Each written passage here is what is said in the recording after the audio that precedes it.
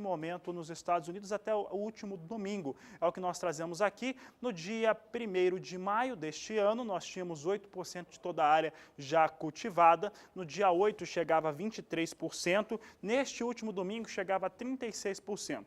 Há um ano, portanto, no dia 15 de maio de 2015, a média era de 41% e a média entre 2011 e 2015, que é a última coluna aqui, é de 32%. Isso mostra muito claramente que a média neste momento, né, a semeadura para o ano de 2016, vem melhor do que a média de 2011 até 2015. Aí falando dos principais estados produtores, Illinois, neste momento, tem 43% da sua área destinada à lavoura de soja já semeada e Iowa chega a 45%. Os dois estados seguem numa sequência muito boa também para a semeadura da soja, mostrando então bom desempenho, bom desenvolvimento. O clima colabora, por enquanto, lá nos Estados Unidos. Por aqui nós vamos ver agora como é que vem a operação com soja, soja que vem recuando nos últimos dias, hoje chegou a apresentar uma alta mais expressiva, uma alta mais forte. Vamos saber como é que estão os negócios agora.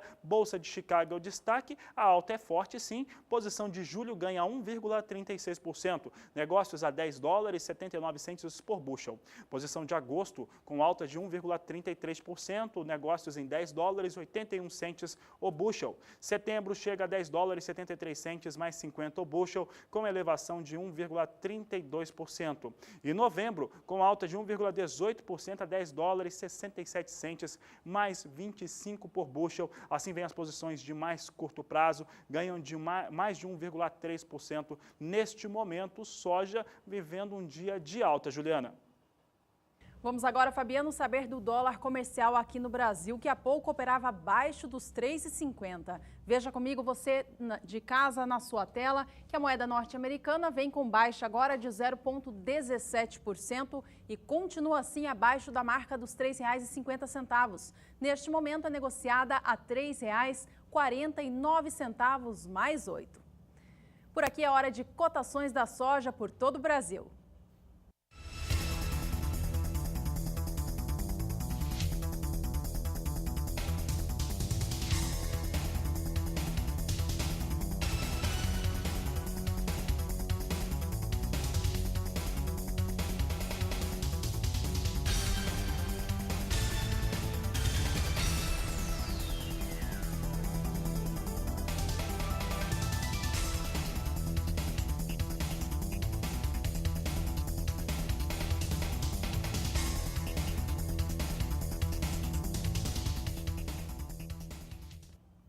O Ministério da Agricultura estima que o valor bruto da produção agropecuária do Brasil neste ano seja inferior ao do ano de 2015.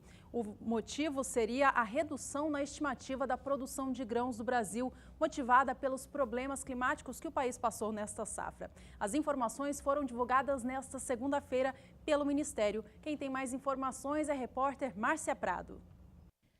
O valor que representa o faturamento bruto dentro do estabelecimento agropecuário está estimado pelo Ministério da Agricultura em 508 bilhões e 400 milhões de reais em 2016, 1,5% menor que o resultado do ano passado.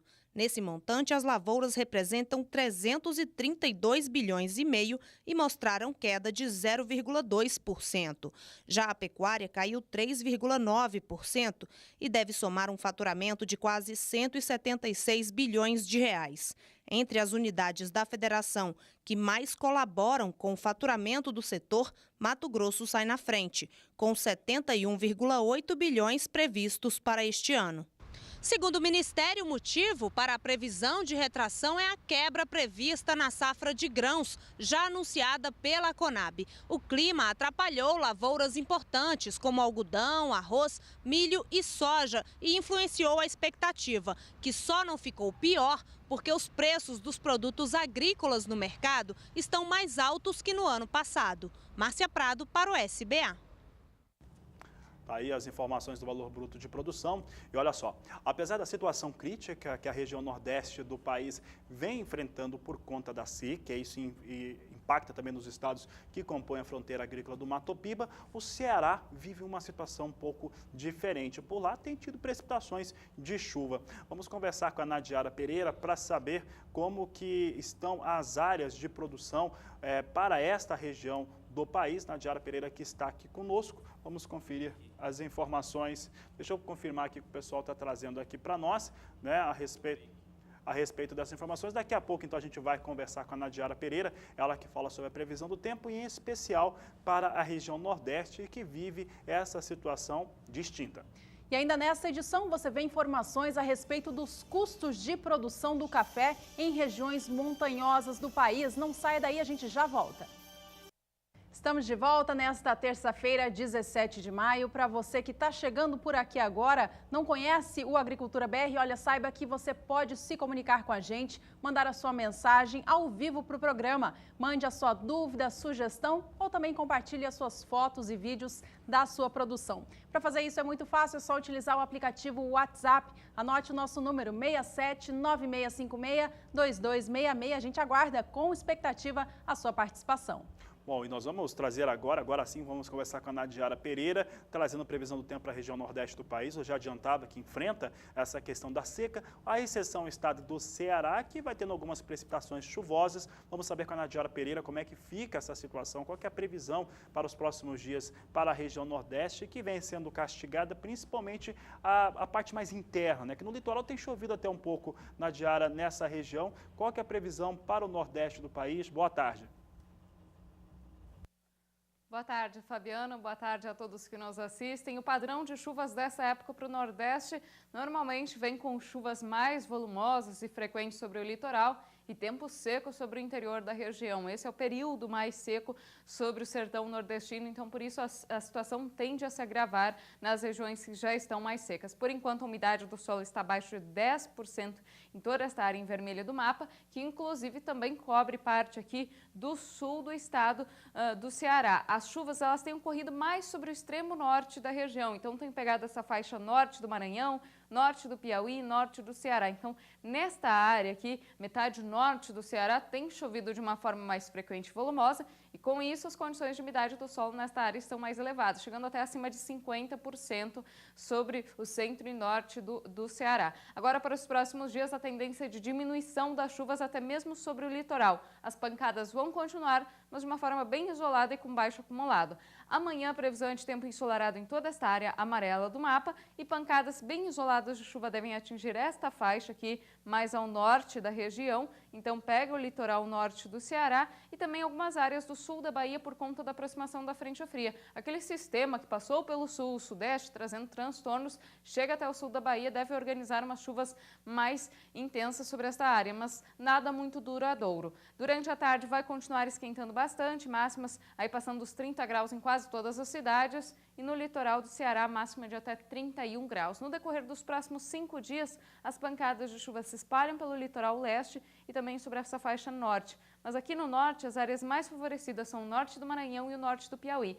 No Ceará, a gente observa predomínio do tempo seco e uma chuva bem isolada aqui sobre principalmente áreas litorâneas e oeste do estado. Pode chover em torno de 15 milímetros ao longo desses próximos 5 dias. No próximo período, entre 22 e 26 de maio, a chuva se espalha um pouco mais.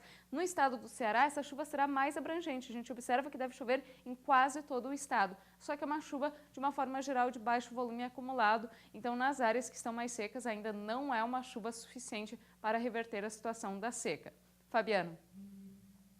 Até daqui a pouco, outras informações da previsão do tempo. A gente segue falando de clima por aqui, Fabiano, mas agora destinado à produção do milho de segunda safra. Olha, o clima realmente foi o grande vilão na produção do milho safrinha, em especial na região centro-oeste do país. Os estados de Mato Grosso e Goiás já decretaram quebra na sua produção. Em Mato Grosso do Sul, apesar da estiagem forte que o estado recebeu no início do ciclo, agora as chuvas mais frequentes dão conta de umidificar as lavouras da forma que precisam. Quem mostra pra gente como que está o desenvolvimento no estado sul-mato-grossense é a repórter Miriam Valadares. Por conta do clima, a área de milho em Mato Grosso do Sul reduziu de 1.800.000 hectares para 1.740.000 hectares. A produção estimada em 8,5 milhões de toneladas pode cair ainda mais, chegando a 7,5 milhões de toneladas. O desempenho das lavouras vai depender e muito das condições climáticas. Nós tivemos uma estiagem no início da safra e o produtor que plantou no início da safra já teve alguns problemas, já tem um reflexo com uma redução de produtividade. Aquele produtor que plantou no meio da safra e no final da safra também tem um reflexo dessa condição climática. De certa forma, uma estiagem e mais à frente, que se desenha para a próxima quinzena de maio, uma possibilidade de geada. E isso faz com que nós tenhamos uma redução considerável, principalmente na produção, por conta da redução de produtividade. A ProSoja MS estima para a safrinha do milho uma redução de 8 sacas por hectare. A produção média do estado deve ficar em torno de 80 sacas por hectare. Com todas essas adversidades, nós temos aí uma possibilidade ou até uma certeza aí de redução ainda maior dessa produtividade e chegando aí a níveis de 75, 78 sacas por hectare, que vai trazer nossa produção estadual, não só de Mato Grosso do Sul, mas de certa forma os estados vizinhos, Goiás, Mato Grosso, que sofrem aí bastante com a seca também, e para a região sul do Brasil, que podem ter uma geada de maior intensidade, né? Caso ela ocorra, eles sofrem bem mais do que nós. Então, a produção, tanto estadual como nacional, tem uma tendência de redução. Uma frente fria chegou à região centro-sul do país, trazendo mais chuva e alívio para esses estados que estavam recebendo um volume bem baixo de água, como Mato Grosso do Sul, como você viu aí agora na reportagem da Miriam. Mas essa frente fria não trouxe apenas chuva, trouxe também frio. Com isso, as temperaturas na região sul do Brasil já despencaram bastante, há inclusive risco de geada sobre o estado do Paraná. Vamos falar com a Nadiara se essa informação se confirma. Nadiara, tem risco de geada, especialmente sobre esse estado?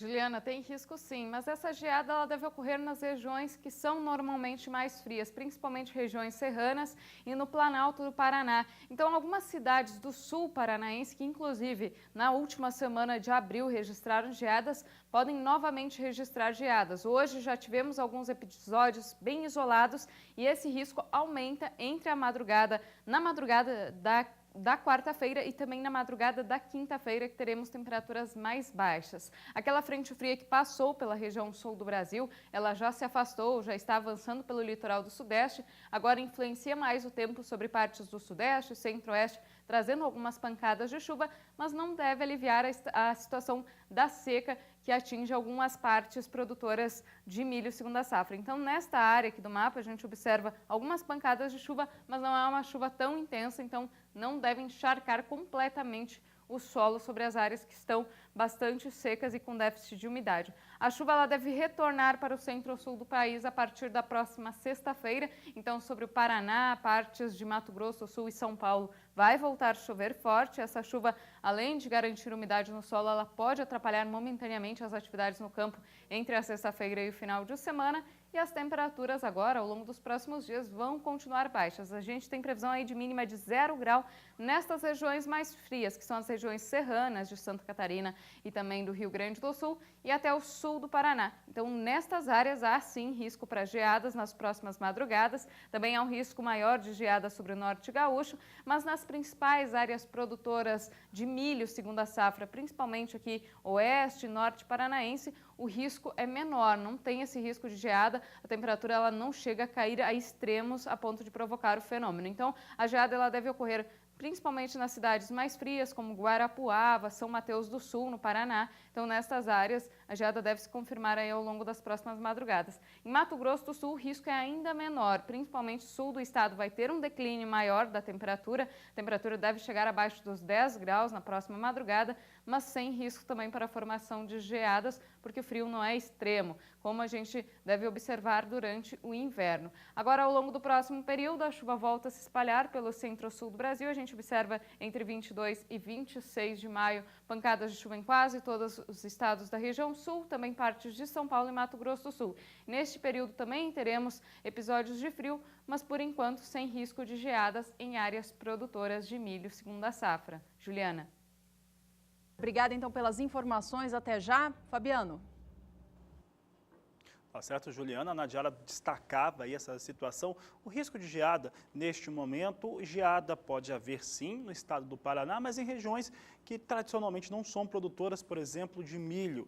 E estou atendendo a telespectadores que entraram em contato via Twitter, né? E a Ana Fernanda, ela só não falou de qual estado que ela é, mas ela estava comentando a respeito de um certo terrorismo que está sendo feito com as perdas ou possíveis perdas com a segunda safra de milho. Eu entendi que ela é produtora, né, principalmente de complexo carne, precisa comprar milho. E aí, Ana Fernanda, as perdas já existem, né? As perdas para a segunda safra de milho existem por causa da seca. Aí pode haver mais perdas por conta das geadas. Nós estamos num ano em que acontece esse ano por conta dos efeitos do Laninha, e isso pode trazer alguns efeitos climáticos, e esses efeitos climáticos concentrarem novas perdas para a produção de milho no Brasil, principalmente nos estados do Paraná e Mato Grosso do Sul, ou pelo menos no sul do estado do Mato Grosso do Sul, onde são regiões mais frias. Neste momento, como a Nadiara destacava, sem risco de geada sobre áreas produtoras de milho. Esse é importante. Vai acontecer geada?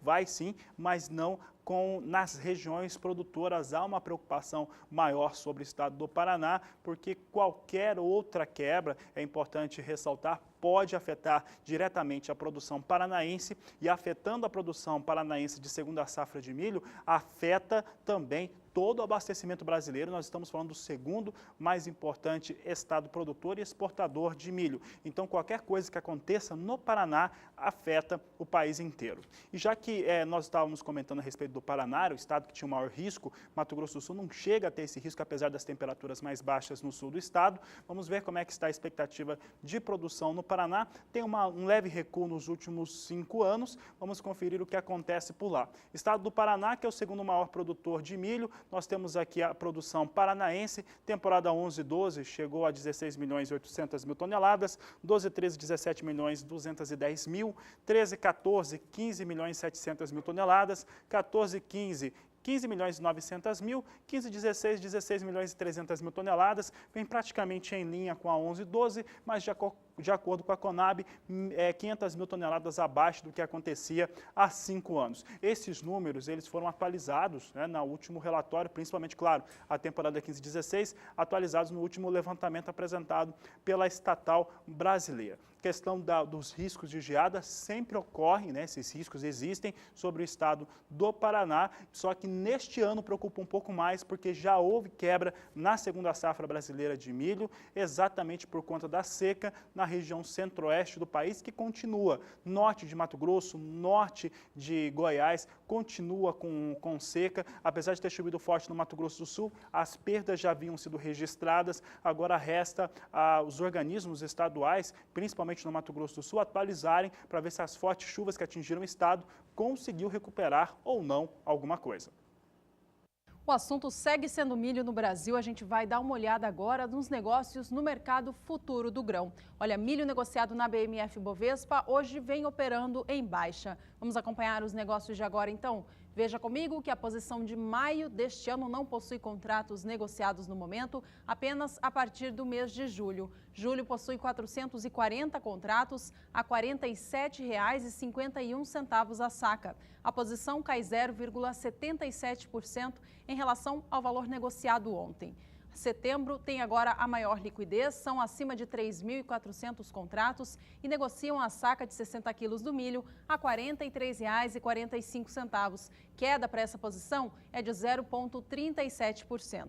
Já o milho para entrega em novembro possui apenas 50 contratos agora e vem com uma queda um pouco menos expressiva, baixa de 0,16%, com a saca sendo negociada a R$ 44,53. Atenção agora, produtores de milho do Paraná, acompanhem as cotações por município.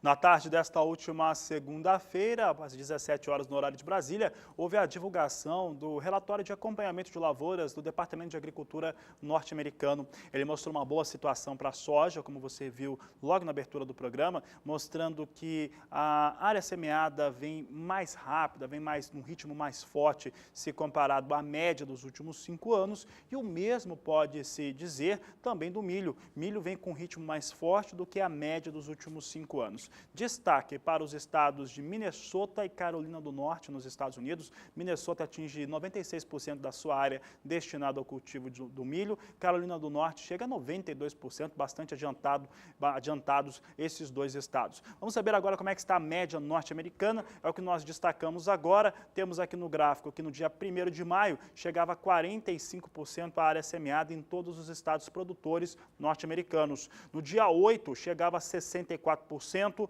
Até o último domingo chegava a 75%. A penúltima coluna da esquerda para a direita mostra o que acontecia no ano passado, na mesma data. Na mesma data, no ano passado, chegava a 82%, portanto, 2015 tinha uma semeadura de milho mais rápida do que no ano atual. Agora, se considerado a média dos últimos 5 anos, é aí o que nós vivemos na última coluna, tá vendo? Essa 2011/15, significa que de 2011 até 2015, a média é de 70%. Como agora, nessa data atual, chega ao dia 15 de maio, é 75%, as lavouras norte-americanas vão atingindo a sua área total planejada para este ano safra, 2016-2017, que já é a área que está sendo cultivada nos Estados Unidos, chega a 75%, lembrando que lá essa área vai passar dos 37 milhões de hectares, não mudou ainda não tem nenhuma confirmação de migração de área de milho para a soja nos Estados Unidos, então por enquanto a área é essa e ela já atingiu 75%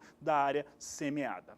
De qualquer maneira, os dados ajudaram a dar algum suporte maior ainda para o milho. Muita gente questionava aqui a Agricultura BR se o milho nos Estados Unidos, o que pesava mais, se eram as exportações que estão sendo previstas na temporada 16-17 ou o estoque 16-17 norte-americano, que ainda é maior, que pode pesar mais ou menos em relação aos Estados Unidos. O que nós observamos é o seguinte: como o importador não tem de onde tirar milho neste momento, recorre aos Estados Unidos, e recorrendo aos Estados Unidos, aquela marca de $4 por bushel, que não é grande coisa não, mas pelo menos é uma marca melhor do que o valor que está sendo praticado pelos norte-americanos no mercado futuro, está cada vez mais sólida. É o que nós vamos ver agora, porque milho nos Estados Unidos vem em alta nesta terça-feira. Você tem aqui as posições negociadas, posição de julho se aproxima dos $4, $3,96 mais 25 por bushel, alta de 0,57%. Setembro ainda chega mais rápido, chega mais perto, perdão,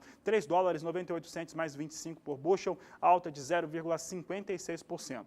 Agora, a posição de dezembro já passa dos $4, $4,02 mais 25 por bushel, uma alta de 0,56%, posição de março a $4,10 mais 50 o bushel, elevação de 0,55%. Então nós temos aí as posições de mais curto prazo já entrando contratos para 2017, para março, dezembro de 2016 e março de 2017, opera acima da marca de $4 por bushel, no mais curto prazo ainda não, mas já é uma marca que já podemos ver à frente, está prevista, pode realmente alcançar os $4 por bushel até manter durante algum tempo, pelo menos até se resolver a situação do milho na América do Sul.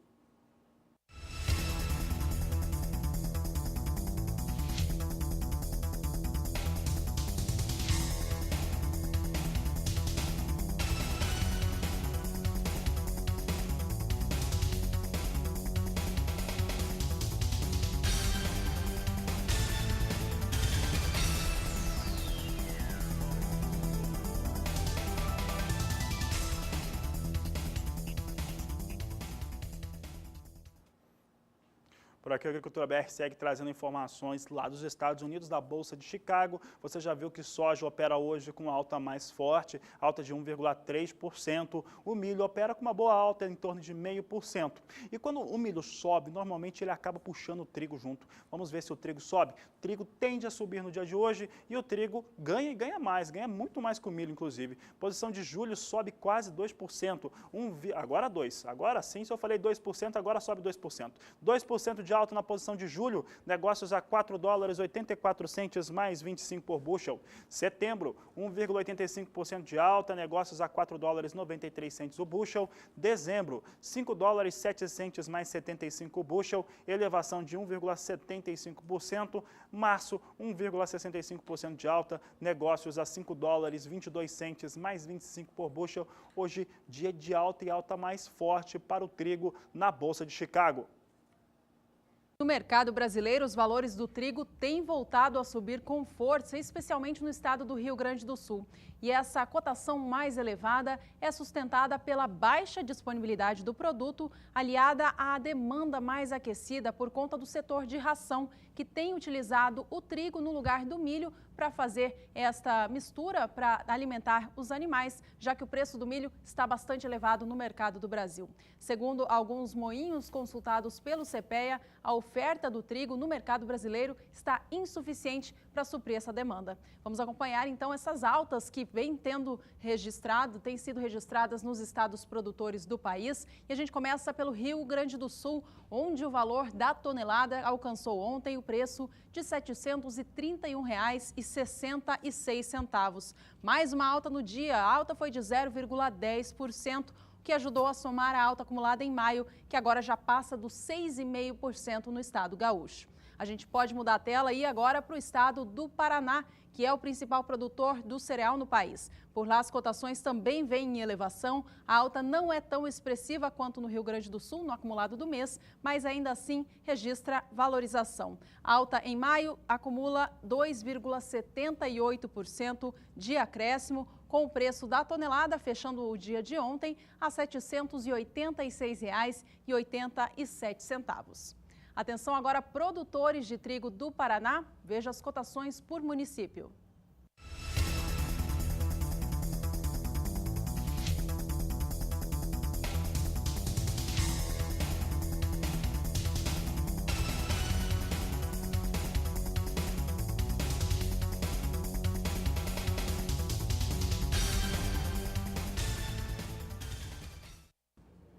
Bom, por aqui o Agricultura BR segue trazendo informações, porque daqui a pouco você vai ter informações importantes do IBGE em relação à produção de café no Brasil. E ainda nesta edição você tem informações a respeito dos altos custos de produção na atividade da cafeicultura nas regiões montanhosas do país. Não saia daí, nós voltamos em instantes.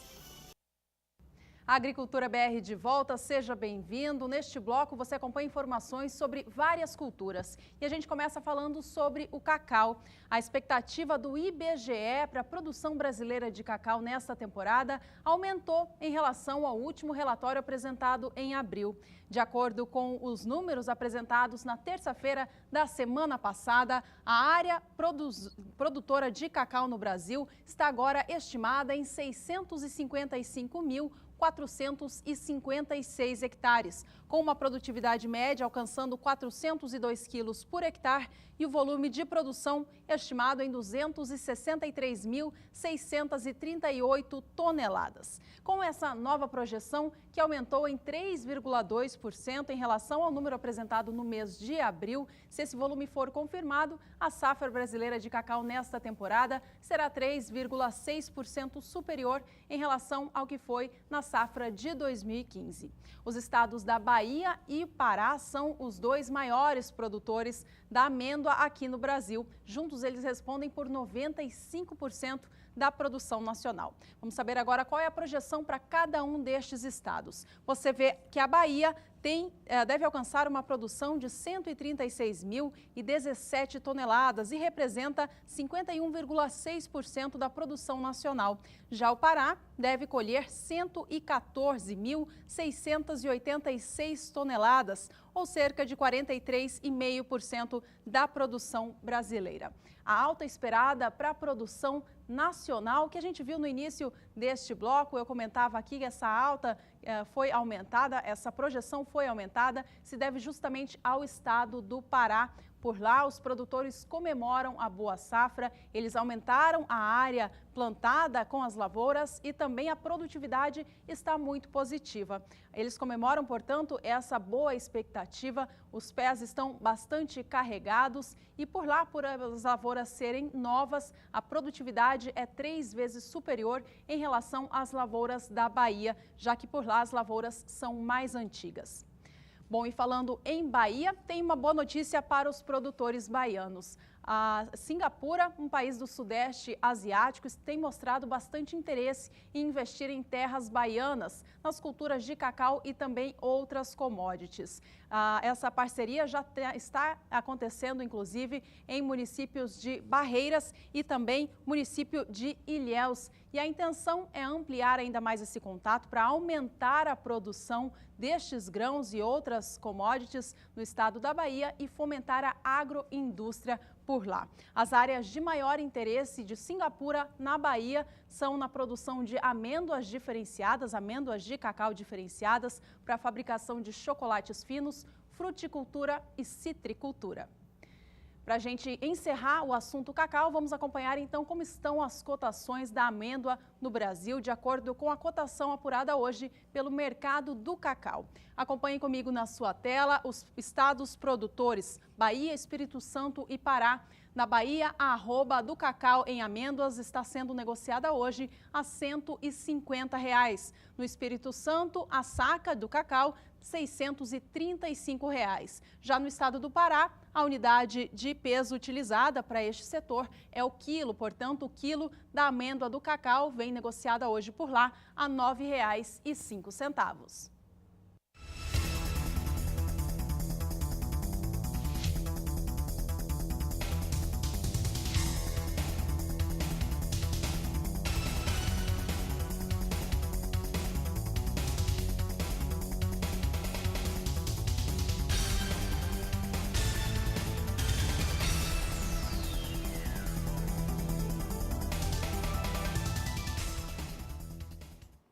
A Agricultura BR segue trazendo informações agora do mercado futuro para o algodão negociado na plataforma Ice Futures em Nova York. Há poucos minutos o algodão vinha com alta, uma alta até mais expressiva, acima de 1,3% de alta nas posições de mais curto prazo. É o que você confere aqui no Agricultura BR. Nós temos aqui as posições lançadas para o algodão, mercado futuro. Posição de julho, então, sobe mais forte ainda. Sobe 2,42%, negócios a 62 centes mais 47 de dólar por libra-peso. Posição de outubro ganha 1,64%, os negócios estão em 62 centes mais 25 por libra-peso. Dezembro também ganha quase 2%, 1,95% de alta nesse momento para a posição de dezembro, 61 centes,66 por libra-peso, enquanto março também ganha, chega a 61 centes,87 por libra-peso,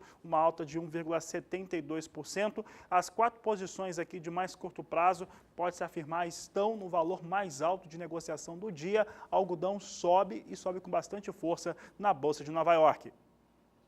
Já aqui no Brasil, os preços do algodão também vêm em alta no acumulado deste mês de maio, mas ontem, segunda-feira, registraram uma desvalorização. Vamos acompanhar como foi o movimento do mercado, portanto, nestes últimos dias. Você vê desde o dia 10 de maio até ontem, 16, os valores da cotação do algodão registrando baixas seguidas. Nesta última segunda-feira, ontem, fechava no valor de R$ 2,68 mais 0,4 67 centavos mais 0,4 por libra-peso, portanto, indicando mais uma redução. Ainda assim, no acumulado deste mês de maio, o valor do algodão ainda soma uma valorização, chega a 0,70% de alta, já que ele começou o mês a R$ 2,66.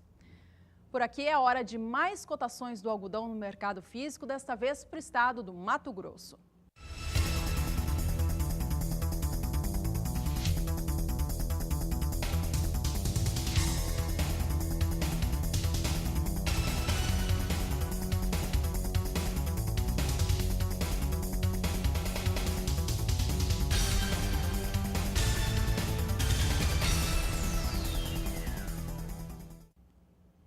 Vamos agora ao mercado do arroz, que no acumulado deste mês de maio também vem registrando valorização, recuperou o suporte de R$ 41 a saca. Veja comigo na sua tela como foi o movimento nestes últimos dias. Ontem, o preço da saca de 50 quilos registrou um dia de baixa de 0,27% em relação ao fechamento da última sexta. Mas ainda assim, como eu disse há pouco, segue ganhando neste mês. No acumulado, neste mês de maio, já soma alta de 1,92%, com o valor sendo negociado até ontem a R$ 41,33 pela saca de 50 quilos do grão em casca.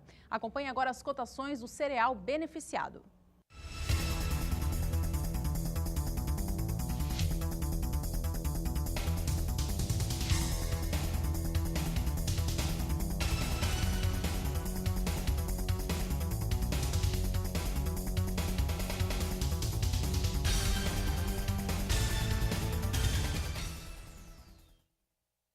Agora um pouquinho sobre o setor sucroalcooleiro. A consultoria em commodities agrícolas FC Stone estima um aumento de 2,9% na produção global de açúcar na temporada 2016-2017 em relação a 15-16. Apesar do aumento esperado, a consultoria ainda estima um déficit do produto, ou seja, uma demanda maior do que a produção, na ordem de 7.800.000 toneladas do produto. A produção de açúcar nos países do leste asiático, América Central e América do Sul, inclusive devem aumentar, mas a produção em países importantes como a Índia e o Brasil não deve seguir esse aumento. Na Índia, por exemplo, que é o maior produtor de açúcar do mundo, a queda na produção deve acontecer em função das poucas chuvas ao longo de 2015. Já no Brasil, apesar de o setor até esperar um aumento na produção de açúcar, não deve haver novos investimentos para a fabricação deste produto, ou seja, a produção não deve elevar significativamente. Então, o mercado trabalha ainda com essa estimativa de uma redução de uma oferta menor do produto no mercado nesta nova temporada. Por aqui a gente continua falando a respeito do açúcar, agora o açúcar negociado na Bolsa de Nova York, plataforma ICE Futures. Hoje o açúcar vem andando de lado, números mais para o campo negativo. Vamos saber como é que vem as posições negociadas, agora mais para a estabilidade. Posição de julho agora para o mercado futuro do açúcar em Nova York alcança 16 centes mais 90 por libra-peso, uma ligeira elevação de 0,05%, agora totalmente estável a 16 centes mais 89 a libra-peso. Outubro ganha 0,11%, negócios a 17 centes mais 14 por libra-peso. Março ganha 0,11% também, negócios em 17 centes mais 54 por libra-peso. Quem estou aqui é a posição de maio, que vem na estabilidade, mas mais para o campo negativo. Queda de 0,05%, negócios a 17 centes mais 15 a libra-peso. Está aí o mercado futuro do açúcar na Bolsa de Nova York. Vamos agora aos negócios com açúcar aqui no Brasil. Acompanhe comigo os valores praticados hoje em dia no Porto de Santos. Veja que a saca de 50 quilos ontem registrou uma valorização alcançando R$ 75,29. A alta no dia foi de 0,80%. Olha, antes desse dia de ontem registrar essa alta, o preço do açúcar no acumulado do mês de maio estava registrando baixas, já que ele começou o mês acima do patamar de R$ 75. Com essa alta registrada ontem, os preços agora estão estáveis, praticamente iguais ao que começaram o mês.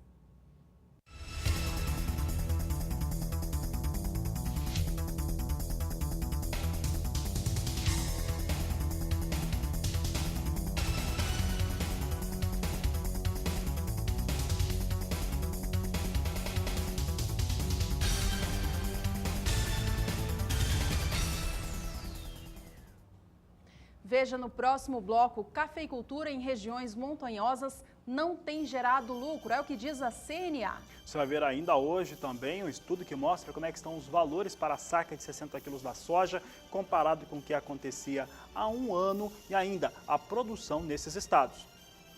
A Agricultura BR de volta ao vivo nesta terça-feira para todo o Brasil. Neste bloco você acompanha informações para o mercado do café. E a gente começa com um destaque internacional. O Vietnã, que é o maior produtor global da variedade robusta, vive a expectativa de estiagem sobre as suas regiões produtoras.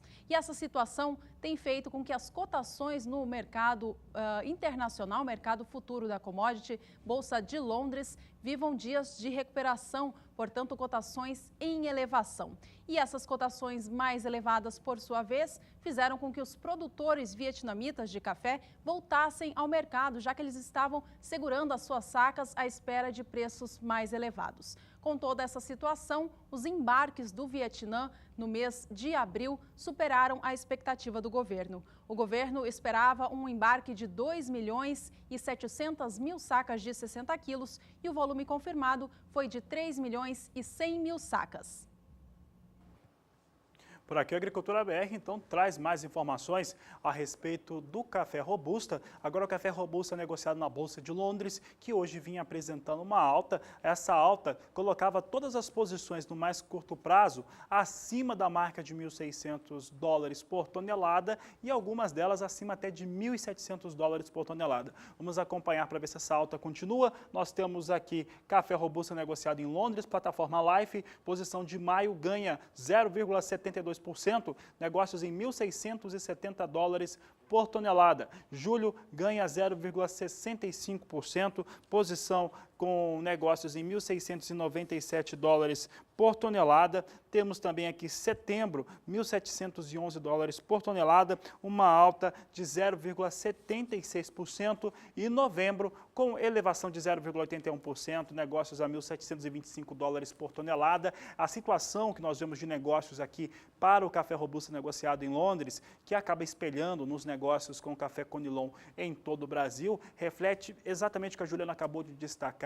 Há uma situação de problema climático, de seca lá no Vietnã, que é o maior produtor de café robusta do mundo. Isso se reflete nos negócios. Há 30 dias, há 35 dias exatamente, as posições de mais curto prazo vinham na marca de $1.500 por tonelada. Algumas delas hoje ganham, em relação ao que acontecia há 35 dias, $200 por tonelada. Isso não é pouco, é um grande valor que ganhou em pouco tempo, pouco mais de um mês. Aqui no Brasil, a expectativa também é de quebra na produção do café robusta, em função também da estiagem sofrida no estado do Espírito Santo, maior estado produtor da variedade. Com isso, as cotações também vêm em elevação na expectativa de uma produção menor. No acumulado deste mês de maio, os valores já subiram mais de 2% no estado capixaba e é o que a gente vai dar uma olhadinha agora. Acompanhe comigo como foi o movimento do mercado nestes últimos dias. Você vê que no dia 12 de maio, quinta-feira da semana passada, o preço da saca de 60 quilos já passava da marca dos R$390. Na sexta registrou uma baixa, mas ontem, segunda-feira, começou a semana já em elevação, marcando R$ 389,71 pela saca de 60 quilos. A alta no dia foi de 0,17%, que ajudou a somar na alta acumulada em maio, que agora alcança 2,22%. Atenção então, produtores de café do Espírito Santo, acompanhem mais cotações por aí.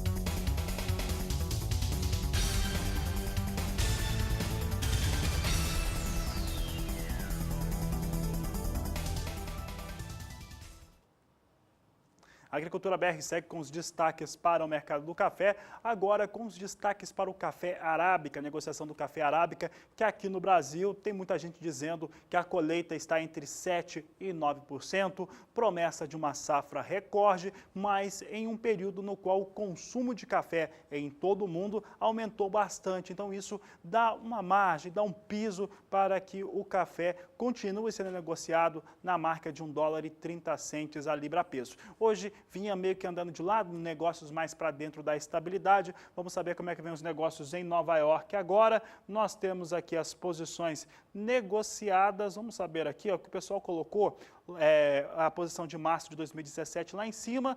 Tá certo, o pessoal está me informando aqui só pela questão alfabética, depois arruma, mas os dados são esses mesmos. Então, $1,40 mais 65 a libra peso, ganha 0,10% março de 2017. Então, o mercado enxerga que em março do próximo ano, aquele período em que você tem pouca disponibilidade de café, né, sempre se vende muito café, principalmente até dezembro, março já tem um volume de vendas muito menor, chegar a $1,40 a libra peso do café arábica. Agora, falando dos negócios, as posições negociadas para este ano, julho vem com $1,33 mais 60 libra peso, totalmente na estabilidade. Setembro, posição importante para os cafeicultores brasileiros, é quando nós temos a maior descarga de café brasileiro nacional no mercado internacional, $1,35 mais 40 a libra peso. Dezembro, $1,38 mais 5 a libra peso, elevação de 0,07%. Aqui no resumo, pode-se dizer que café arábica negociado em Nova York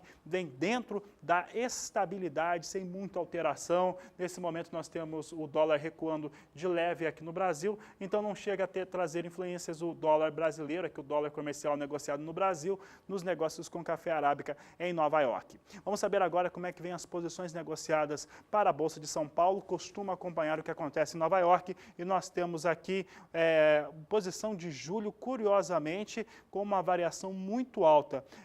Posição de julho vem com $159. Eu vou fazer o seguinte, eu vou pedir para que a nossa equipe lá em São Paulo veja os dados mais uma vez do que vai acontecendo na Bolsa de São Paulo. Daqui a pouco a gente traz esses dados. No momento, aparentemente, vem com um certo equívoco aqui os lançamentos lá na Bolsa Paulista. Daqui a pouco você confere conosco o que acontece com café arábica em São Paulo. Enquanto isso, vamos acompanhar os negócios no mercado físico do país. Olha, o preço da saca de 60 quilos do café arábica, tomando como base o estado paulista, registra uma valorização bem expressiva ao longo deste mês de maio. A alta já chega a mais de 5%. Vamos acompanhar como foi o mercado no dia de ontem. Veja que o preço voltou à marca dos R$ 475, fechando o dia a R$ 475,14. O preço do café arábica, a gente vê essa alta significativa acontecendo em maio de 5,5%, por conta dessa queda expressiva que ele sofreu no mês de abril, quando rasou o fundo, chegava a R$ 450.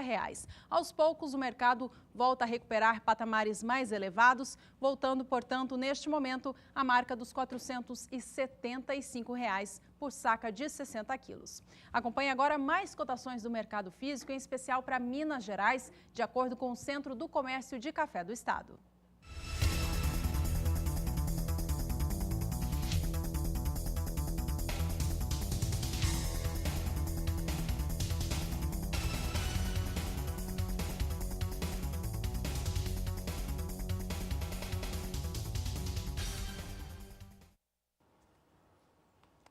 E olha, a chuva que se estendeu pela região sudeste, principalmente, pegou muitos cafeicultores de surpresa. É porque essa chuva, neste momento de colheita, está se colhendo o café, está aí em torno de entre 7% e 9% a colheita nacional do café arábica e também do café conilon, pegou muita gente de surpresa. O que acontece é que acaba atrapalhando o procedimento de secagem dos grãos. Vamos saber como é que fica a previsão do tempo, então, para as regiões produtoras e se essa chuva vai continuar, então, atrapalhando as atividades de campo para quem está colhendo e secando o café na diara. Como é que fica a situação no sudeste do Brasil?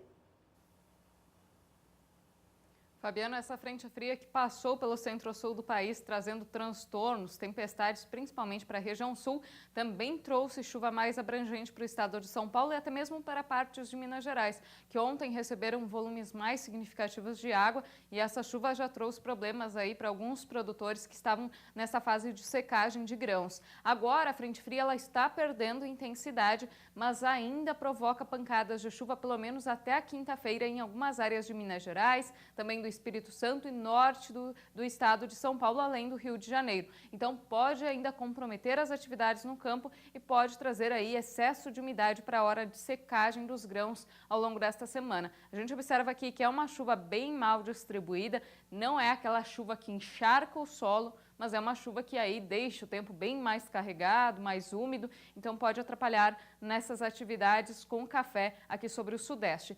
No estado de São Paulo, a chuva começa a diminuir, só que a partir da próxima sexta-feira já tem previsão para um novo episódio forte de chuva. Então, entre a sexta-feira e o final de semana, o tempo volta a ficar bastante úmido entre São Paulo e Paraná. Então, áreas produtoras de café do Paraná e de São Paulo devem receber altos volumes de água neste próximo final de semana, o que pode novamente comprometer as atividades no campo.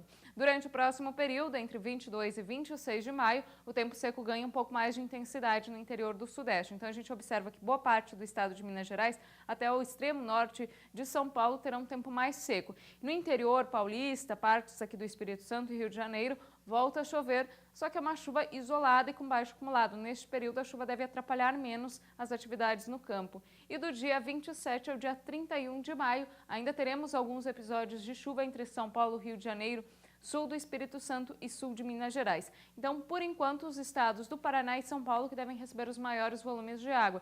Inclusive, os dois estados devem receber aí chuvas acima do que é normal para o mês de maio e, por isso, esse excesso de umidade pode trazer alguns problemas para o café. Fabiano. Obrigado, Nadiara, tá aí trazendo os destaques em relação ao café. Preocupação para quem está com atividade de campo, se houve alguma facilidade por conta de ter adiantado até 30 dias o início da colheita do café no Brasil. Por outro, agora as frentes frias começam a parar um pouco, paralisar o trabalho de colheita, as atividades de campo para quem trabalha com a cultura do café, principalmente no sudeste do país. A Confederação Nacional da Agricultura, a CNA, apresentou dados atualizados de um recente estudo que fez a respeito dos custos de produção na atividade cafeeira do Brasil.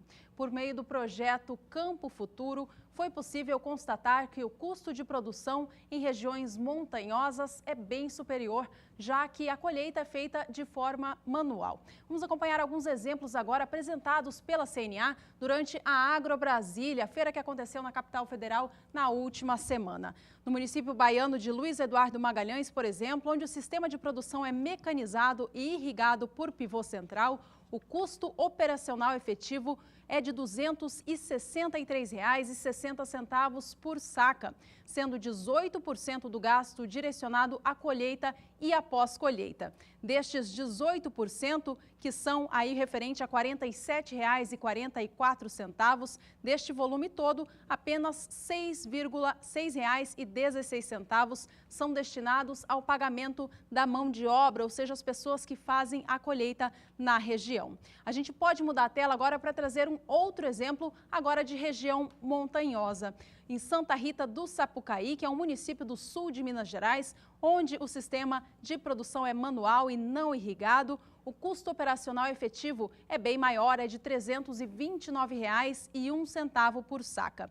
De todo esse volume, 44% do gasto é direcionado à colheita e à pós-colheita, o equivalente a R$ 144,76. Desse volume todo gasto com a colheita, R$ 121,59 é destinado ao pagamento da mão de obra, ou seja, 84%. A gente vê uma diferença muito grande em relação ao estado da Bahia e em Minas Gerais, que possuem regiões bem diferentes. Enquanto Minas Gerais é uma região montanhosa, a Bahia pode fazer o uso dos sistemas de produção mecanizados. Toda essa constatação permitiu a CNA concluir que apenas em regiões não montanhosas é que a atividade cafeeira tem gerado lucros. Um dos municípios onde isso acontece é Luiz Eduardo Magalhães, na Bahia, e é o que a gente vai dar uma olhadinha agora. Acompanhe comigo na sua tela este exemplo, portanto. Tomando como base o preço médio da saca de 60 quilos do café no município em abril deste ano,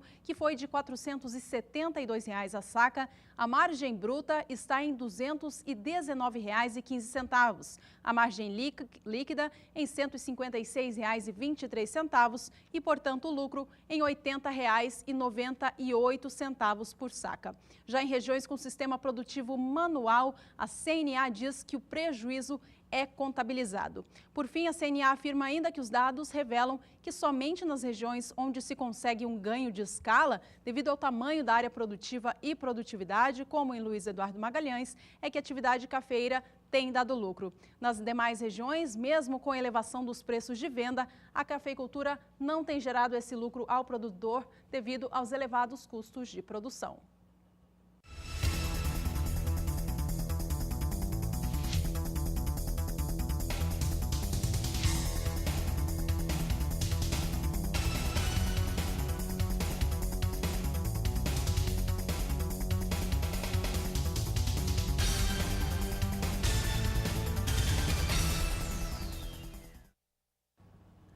Horas e 11 minutos pelo horário de Brasília. O Agricultura BR segue. Daqui a pouquinho nós voltamos. Mas antes de irmos para mais um intervalo, eu lembro a você que você pode participar do programa. Mande para a gente a sua dúvida, a sua sugestão ou fotos da sua produção. Anote o nosso endereço de telefone para onde você vai mandar pelo WhatsApp 6796562266.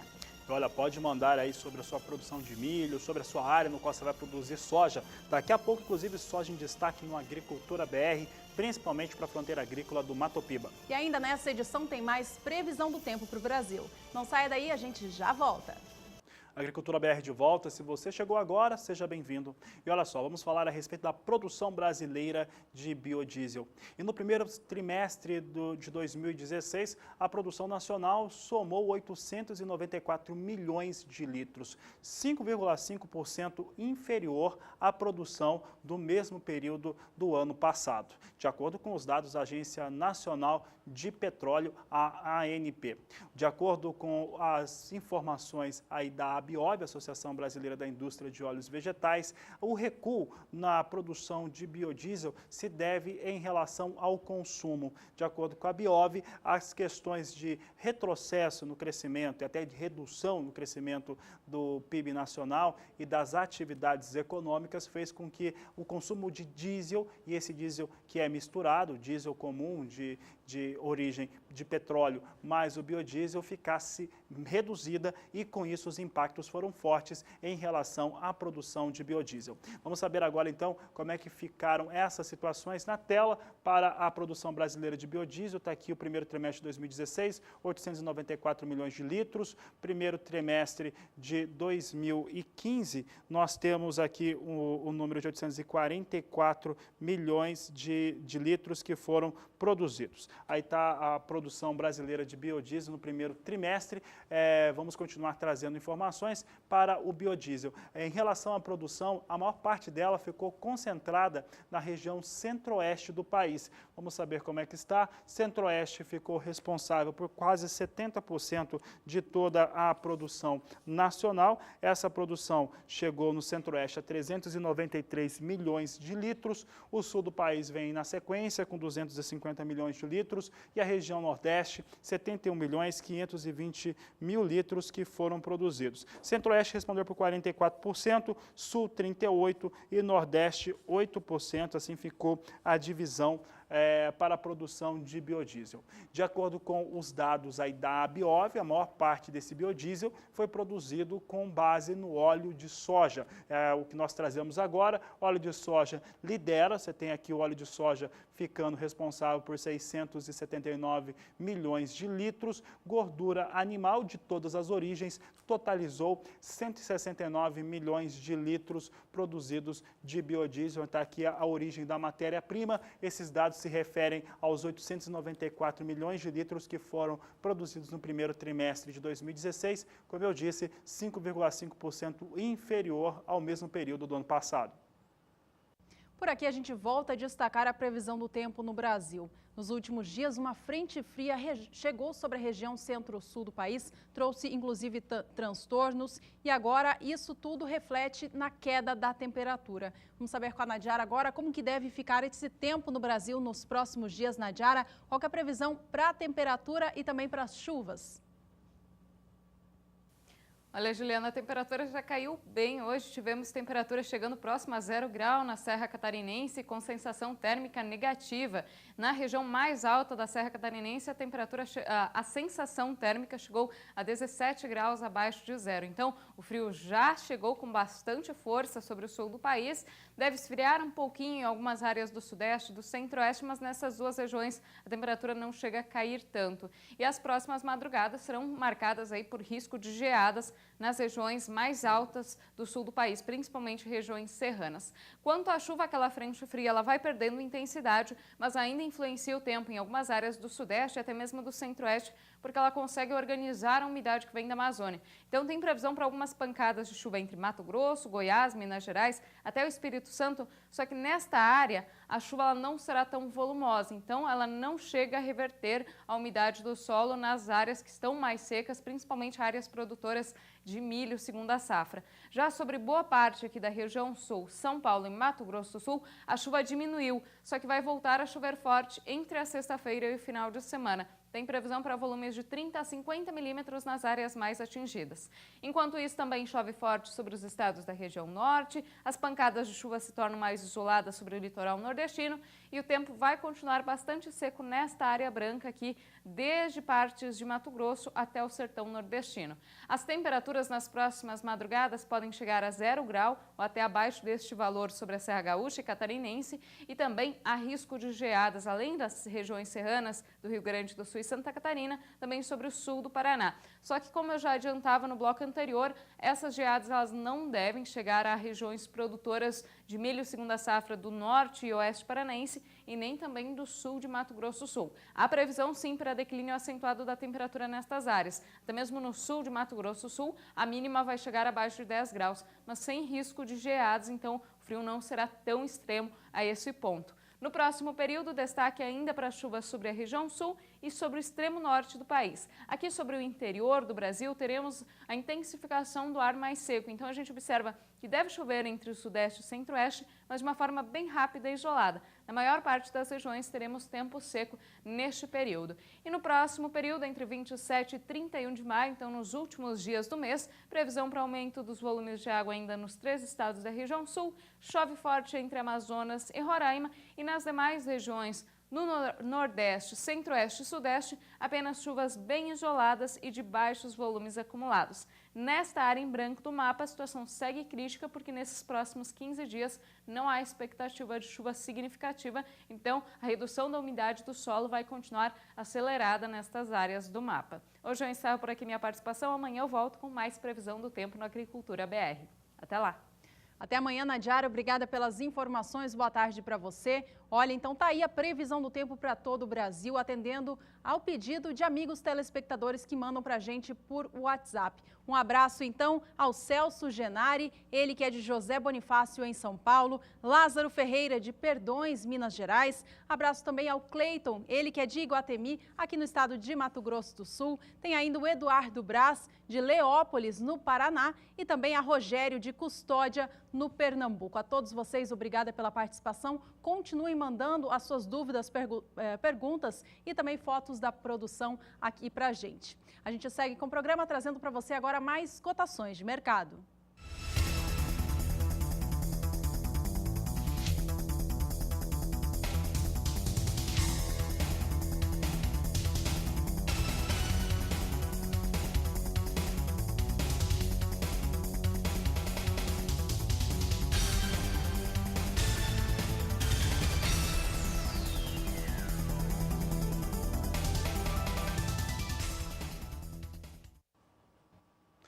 A Agricultura BR destaca agora a cultura da soja e a cultura da soja na fronteira agrícola do Mato Piba, composta pelos estados do Maranhão, Tocantins, Piauí e Bahia. Você vai acompanhar a partir de agora o que acontece com os valores praticados da soja, saca de 60 quilos, comparando a data de hoje com o que acontecia exatamente há um ano. É o que nós vamos conferir a partir de agora, além, é claro, daquilo que se espera da produção de cada um desses estados. Então, a Agricultura BR BR começa aqui com destaque para o estado do Maranhão, é o que nós trazemos agora. Maranhão em destaque, no dia de hoje se tinha o valor até por volta das 11h30 da manhã, valor médio no estado de R$ 74,25, um valor que ganhou bastante comparando nos últimos 12 meses, o comparativo era de R$ 56,25 no dia 17 de maio de 2015, ganha aqui 22% de valor de peso o estado do Maranhão, o valor da saca de 60 quilos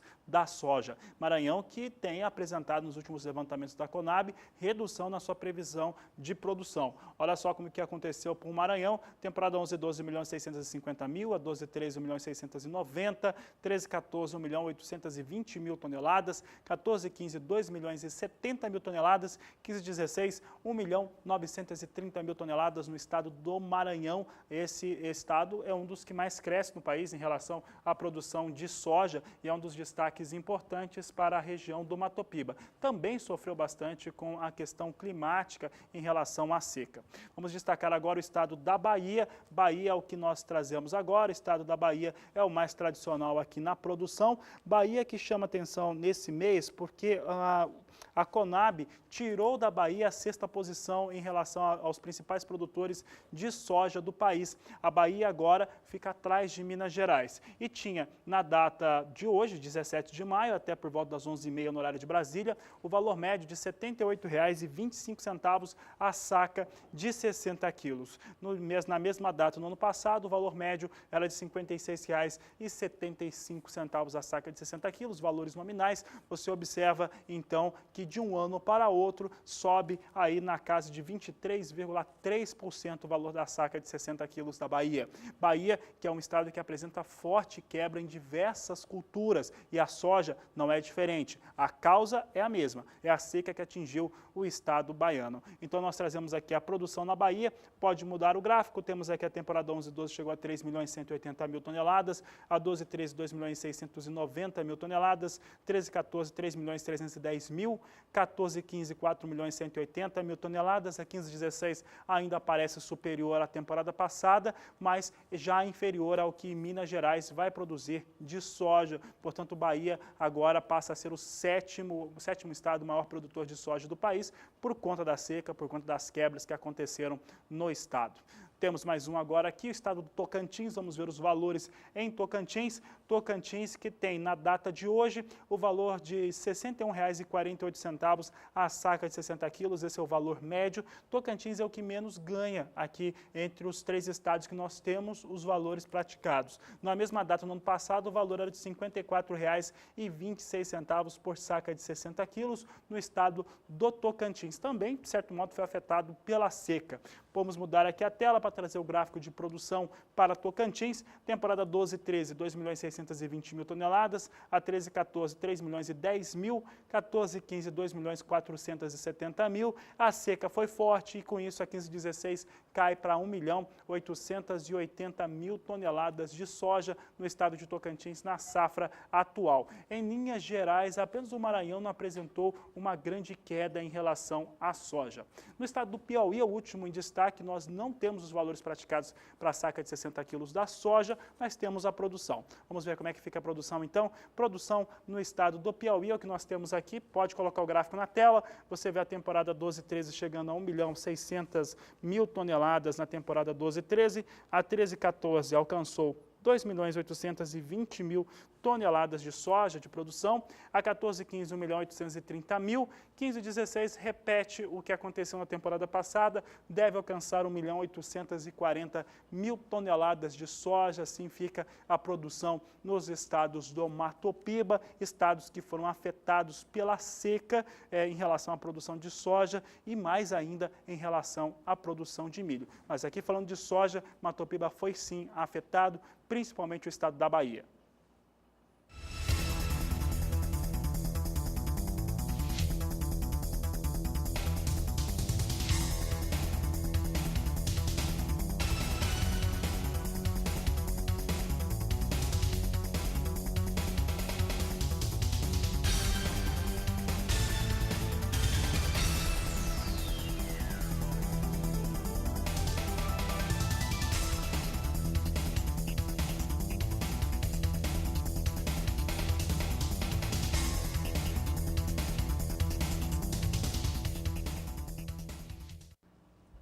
Minutos finais desta edição do Agricultura BR, a gente dá mais uma olhadinha na soja negociada na Bolsa de Chicago, lembrando do último dado apresentado pelos Estados Unidos, de que a área semeada com a soja da nova temporada 16-17, já se encontra agora em 36% de tudo aquilo que será destinada à oleaginosa na temporada. Esse volume de área plantada é superior à média dos últimos anos, que é de 32%.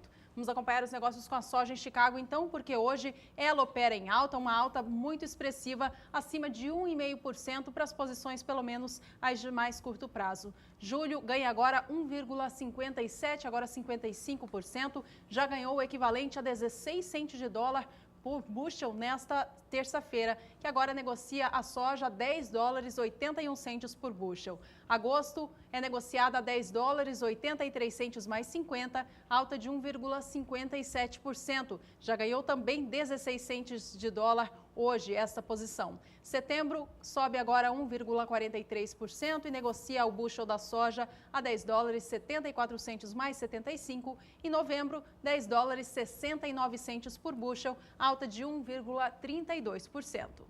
Daí a soja em alta, quem vem em queda no dia de hoje é o dólar comercial aqui no Brasil. Vamos saber como é que está o dólar comercial num dia em que o país deve ter a confirmação do novo presidente do Banco Central. Tem muita movimentação na economia e na política brasileira e o dólar comercial hoje vem dessa seguinte maneira, 0,37% de queda a R$ 3,49 mais um, sem atuação do Banco Central. O Banco Central não está atuando sobre o dólar comercial nas negociações, é o dólar agindo naturalmente no país, vem desta maneira nesta terça-feira.